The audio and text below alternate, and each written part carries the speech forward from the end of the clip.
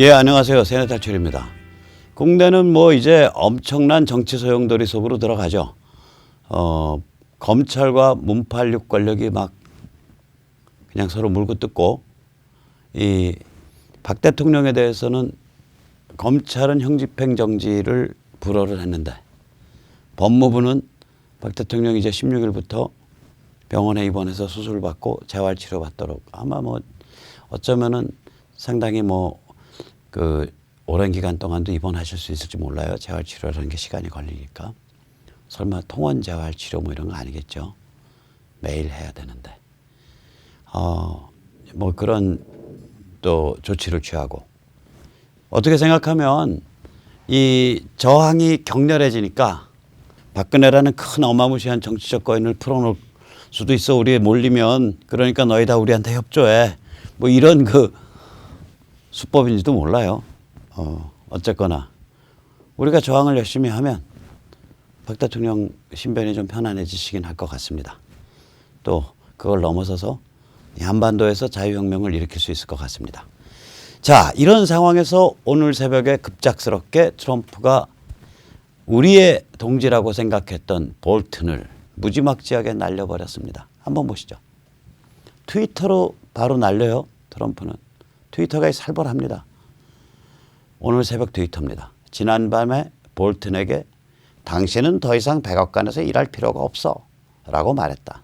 그동안 볼튼이 제시한 정책에 나는 여러 차례 반대했었다. 백악관의 다른 스태프들도 볼튼의 정책에 대한 반대가 많았었다. 그래서 볼튼에게 사임해 줄 것을 요청했다. 오늘 아침에 볼튼의 사임서가 접수됐다. 볼튼이 그동안 수고해 준 것에 대해 감사한다. 다음 주에 국가안보보좌관을 지명할 것이다. 한마디로 당신은 더 이상 백악관에서 일할 필요가 없어. 이 소리는 영어로 You are fired. 너 해고야. 나가. 그 정도의 어감을 가진 소리입니다. His services are no longer needed at the White House. 만약에 같이 일하는 부하 직원들어 Your services are no longer needed here. 그러면 너 짐 싸서 나가. 거의 그런 어감이에요. 어감 자체가 사나운 어감입니다. 이걸 트위터로 해서 바로 그냥 날려버리네요. 우리 트럼프 아재가. 역시 트럼프의 그 깡패스러움 혹은 그 살벌함 알아줘야 됩니다. 자, 그러면 이제 우리 자유애국 시민의 친구라고 여겨져 왔던 볼튼이 날아갔기 때문에 일부 우파 유튜버들 또 조중동이 말해왔던 대로 드디어 트럼프가 장사꾼의 본색을 드러내고 개땡땡으로서의 근성을 드러내서 이제 갈짓자로 휘젓다가 김정은한테 내다바이 당하고 문재인한테 속아서 북을 말하자면 사실상의 핵보유국으로 인정하고 한반도 전체가 진중반미 코리아 연방으로 표류하게끔 내버려두게 될 것이냐. 그래서 약간의 불안함이 좀 느껴지실 겁니다. 상당한 불안함이 느껴지실 겁니다. 그래서 저한테 지금 아침부터 그에 관련해가지고 전화를 제가 한 서너 통 받았어요. 새벽부터.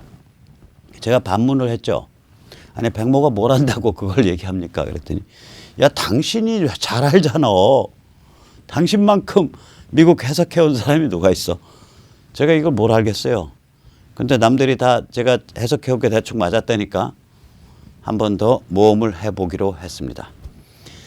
자, 그러면 강경매파 볼튼이 도대체 어떤 인물이냐 한번 보시죠. 이 사람은 뻑하면은 군사 침공에서 인베이전에서 레짐 체인지 하자요.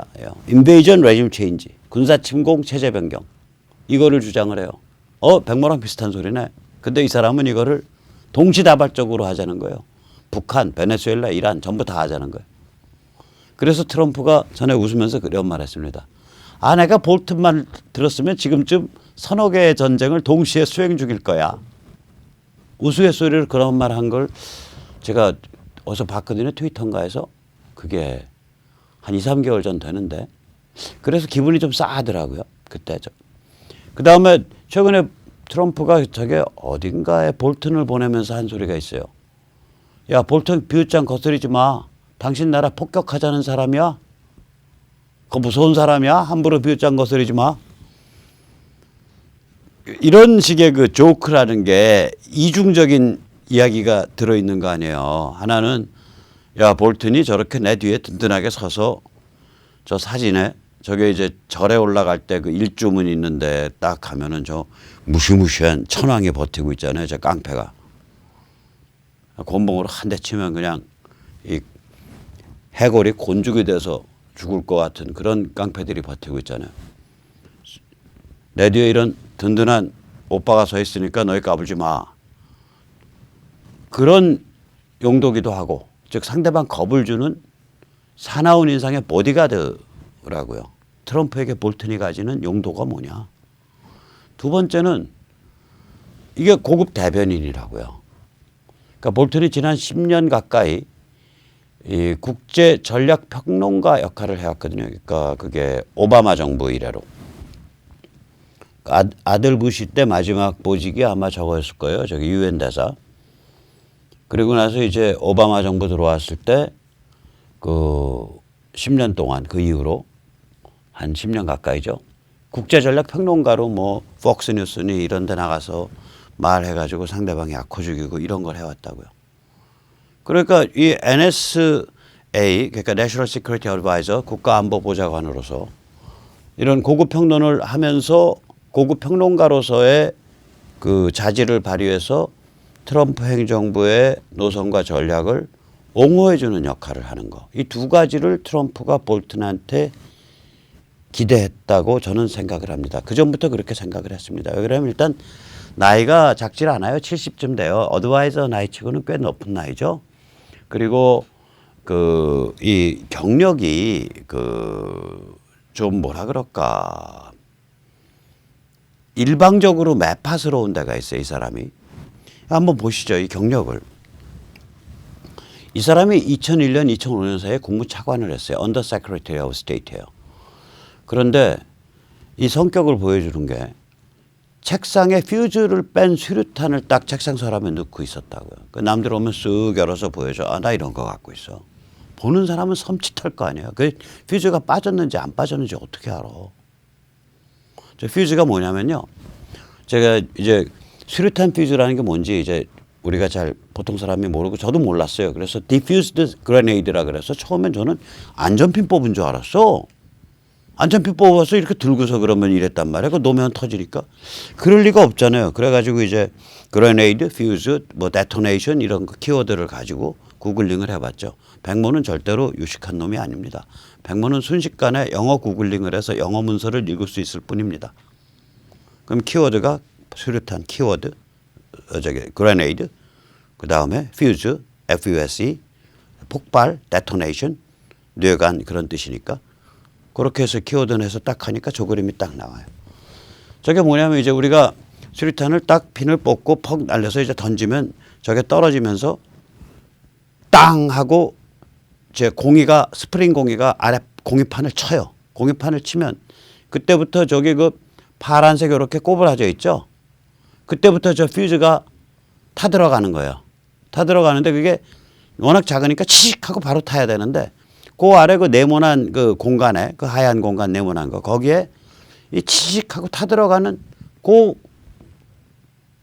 속도를 한 5초, 3초에서 5초 사이로 늦추어주는 그 지연제가 있는 거예요. 그러니까 퓨즈 연소 지연제가. 그래서 한 3, 5초 동안 지지지지지지지지지지 그리고 퓨즈가 다 타 들어가면 뇌관이 빵 터지면서 폭약이 탁 터지는 거죠. 그러니까 퓨즈를 뺐다란 얘기는 이렇게 해서 공유를 해서 안전핀까지 다 날려버려도 저기 그 스프링이 저기 스프링 공이가 땅 쳐도 그래서 저기서 스파크가 발생을 해도 그 스파크가 뇌관을 건드릴 수가 없는 거죠. 안전한 거예요. 그러나 그거 보는 사람은 섬찟할 거 아니에요. 이거 장난 아니네. 얘 잘못 다뤘다가는 수류탄 까고 자살하겠다는 놈이네. 왜 그러냐면 이 사람이 이라크에 대량 살상 무기가 있다는 주장을 계속한 사람이에요. 앞장서서. 그래서 이라크를 침공하는 명분을 줬잖아요. 그거 총대를 맨 사람이에요. 그 거짓말 총대를 아들 부시 때. 그러니까 수류탄 딱 놓고서 야, 나 말이야 쪼아가지고 너 그거 증거 내놔봐. 뭐 의회에서 나중에 의회 불려갔어요. 불러가지고 나 심하게 조금 뭐 위증했다 그러고 잡아넣으려 그러면 나 수류탄 까는 수 있어 임마. 이 메시지라고 사람들은 받아들일 거라고요. 본인 마음이 뭔지 몰라도. 존 볼턴이 이런 성격의 사람이에요. 제가 그동안 저도 외교해야 되잖아요. 민간 외교. 아이 매파가 와서 잘 떠들어주는데 존 볼턴 뒤를 다 까갖고 제가 말할 이유가 없죠. 그냥 우리한테 유리한 것만 얘기하죠. 그래서 이런 말을 다 숨기고 있었던 거예요. 오늘 이제 존 볼턴 날라갔으니까 특바스럽게 트럼프의 행위를 정당화하는 입장에서 제가 계속해서 얘기를 하겠습니다. 그래서 이 사람이 이제 이렇게 나발을 불어가지고 아들 부시 및 딕 체니가 이제 그때 부통령이죠. 바이스 프레지던트 딕 체니의 준비 안 된 이라크 전쟁이 시작된 거예요. 그 나팔수, 무시무시한 나팔수죠. 존 볼턴이 했던 말이 딕 체니 입에서 이런 식으로 표현돼서 나오는 거예요. 사담 후세인이 핵무기를 획득하려 시도한다는 것을 알게 됐습니다. 사담 후세인이 대량 살상 무기를 비축했다고 단언할 수 있습니다. 후세인은 우리의 친구들, 우리의 동맹들, 그리고 우리 자신을 겨냥한 대량 살상 무기를 사정없이 비축해가고 있습니다. 이게 2002년 8월 딕 체니가 연설한 거고 저것에 의해서 합리화돼서 이라크를 친 거예요. 저런 논리로. 그래 이라크 쳐가고 영화도 있잖아요. 그 미군 병사 그 순진하고 성실한 병사 그냥 목숨 내놓고서 대량 살상 무기 어딨나 계속 찾으러 다니는데 결국 안 나오는 거 아니에요. 그럼 미국이 왜 이런 전쟁을 했나? 전쟁 자체에는 배경이 있어요. 2001년에 9.11이 일어났었고 그리고 그때 탈레반의 근거지인 알카이다의 무력 근거지인 탈레반 정권 아프간을 미국이 쳤고 그리고 그 2년 후에 2003년에 사담 후세인이 이라크를 쳤다고요. 이게 왜 칠 수밖에 없냐? 사담 후세인이 테러리스트를 지원할 뿐만 아니라 테러리스트인데 많이 지원 안 했어요. 저 사람은. 제일 큰 문제는 제가 지금 정확한 그 길이는 기억이 안 나는데 이라크와 사우디아라비아의 그 국경이 800km인가 700km인가 아무튼 거의 1000km 이짝저짝 돼요. 그래서 사담 후세인의 이라크는 사우디의 악몽이에요. 특히 사우디가 이미 1990년대 초에 걸프전이 그것 때문에 일어났는데 91년인가에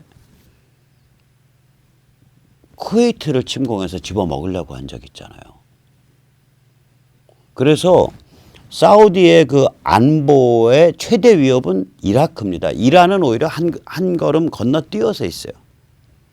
근데 사우디가 세계 석유 시장을 이끄는 나라 아니에요. 그러니까 미국이 사우디를 위해서 석유 안보를 위해서 이슬람 석유 횡포를 섬기기 위해서 저 전쟁을 한 거예요. 이슬람 석유 횡포 시대에 석유 공급을 그나마 안정화시키기 위해서 쳐버린 전쟁이에요. 실수는 뭐였냐? 지금도요. 미국의 예를 들어서 중령 뭐 대령 뭐 좀 이렇게 그 전술 전략 좀 할 줄 알고 머리 좀 돌아가는 직업 군인들하고 이야기하면서 이라크전 그거 그래도 그거 해서 뭐 괜찮았던 거 아니에요? 이런 식 하면 펄컥 화내요. 그 화내는 게 무슨 외교적인 이유에서가 아니라 부끄러운 전쟁으로 생각을 해요. 부끄럽다라는 게 안 해야 될 전쟁이란 뜻이 아니에요. 필요하면 해야죠. 석유 안정화시키기 위해서. 필요하면 해야 되는데 너무나 준비를 안 하고 했어요. 그래가지고 처음에 다 깨니까 1991년에 걸프전 때는 사용된 폭탄의 10% 이짝저짝만 스마트 폭탄이에요. GPS나 이런 거 가이드 돼가지고 날아가는 거예요. 이게 왜 그러냐면 1990년대 초 지금부터 거의 30년 전에 스마트탄은 토마호크 같은 크루즈 미사일밖에 없는 거예요. 그래서 이걸 많이 쏠 수가 없으니까 그 폭탄이 예를 들어서 100발이 상대방에 떨어졌다. 그럼 10발밖에 스마트 폭탄이 아니에요. 근데 2003년에 이라크를 뺄 때는요. 그 무기 이름을 제가 차마 번역을 못해서 저는 제이담이라고 썼는데 제가 대한민국에서 어떻게 그 무기에 집중해서 이렇게 얘기하기 시작한 게 그러니까 이라크전에서 그 지금 말씀드리고자 하는 그 무기 체제의 변화, 군사 기술의 변화, 10년 차이인데 딱 관련돼서 제이담을 얘기한 게 제가 아마 국내 최초일 거예요. 그게 이제 나중에 합동 직격탄이라고 번역이 된 무기인데 이게 뭐냐면 재래식 폭탄 있잖아요. 그냥 비행기에서 그냥 떨어뜨리는 거 대충. 재래식 폭탄에다가 뒤에다 꼬리 날개를 달아요. 그리고 꼬리 날개를 조정할 수 있는 작은 모타들을 달아요. 그리고 계산을 할 수 있는 조그만 컴퓨터 기판을 달아요. 그리고 기판에다가 GPS를 심어요. 그리고 떨어뜨리기 전에 목표물에 GPS 좌표를 집어넣는 거예요. 그러면 얘가 공중에서 그러니까 예를 들어서 10,000피트, 10,000피트, 30,000피트, 10,000피트, 한 10km 상공, 10km 30,000피트인가? 그런 10km 상공쯤에서 떨어뜨리면 얘가 이 꼬리 날개를 써가지고 한 반경 한 19km까지는 유형을 헤엄을 쳐서 간다고요. 예를 들어서 비행기가 10,000m 상공, 10km 상공에서 얘를 떨어뜨렸다. 지금 예를 들어서 정무종합청사 위에서. 그러면 얘 GPS를 어디까지 세팅할 수 있냐면 과천 정도까지 세팅할 수 있다는 얘기예요. 과천이 아마 19km 정도 될 겁니다. 과천, 평촌, 안양. 공중에서 헤엄쳐서 가는 거예요. 아무 로켓 추진장치 뭐 아무것도 없이. 그러면 요 처음에 이 합동직격탄 키트 나왔을 때 2000년대 초에 얼마였냐? 한 키트에 $20,000. 그런데 그때 토마호크 크루즈 미사일 이런 크루즈 미사일 지대 한 발이 $10,000,000예요. 그러면 50분의 1 가격으로 비록 수백 킬로를 날아가는 순항 미사일은 아니지만 한 20m, 한 20km밖에 못 가는 혹은 15km밖에 못 가는 제한된 스마트 폭탄이죠. 그러나 이건 $20,000만 만드는데 재래식 폭탄 갖다가 그 제이담 키트 뒤에다 떡 붙이면은 그냥 되는 거예요. 그래서 이 이라크전 때는 스마트탄이 차지하는 비중이 80에서 90%였어요. 폭탄이 10발이 떨어지면 스마트탄이 그중에 90%예요. 다시 말해서 옛날에는 야 교량을 복파해.